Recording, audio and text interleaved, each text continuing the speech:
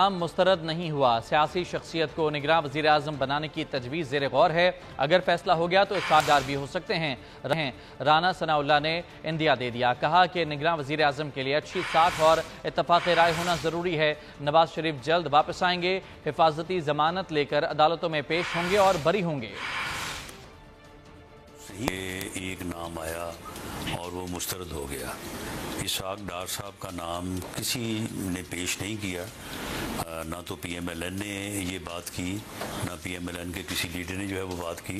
ये अफवाह एक हो सकती है, एक अफवाह जो है वो एक ख़बर बना के जो है वो लीक की गई, जिस तरह से ज़राए से ख़बर देते हैं।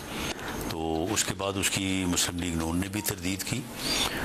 ये ज़रूर है कि ये तजवीज़ जो है ये अंडर डिस्कशन है कि भाई एक केयर टेकर सेटअप में वज़ीर आज़म जो है वो क्या कोई टेक्नोक्रेट के अलावा कोई और नहीं हो सकता, कोई साबिक बैरोक्रेट या जो है वो जज के अलावा कोई सियासतदान नहीं हो सकता।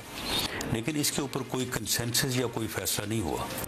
अगर ये फ़ैसला हुआ कि सियासतदान हो सकता है तो फिर यकीनन वो इसहाक डार साहब भी हो सकते हैं और इसहाक डार साहब जैसा कोई और सियासतदान भी हो सकता है, किसी और जमात के किसी भी कोई लीडर जो है वो हो सकता है।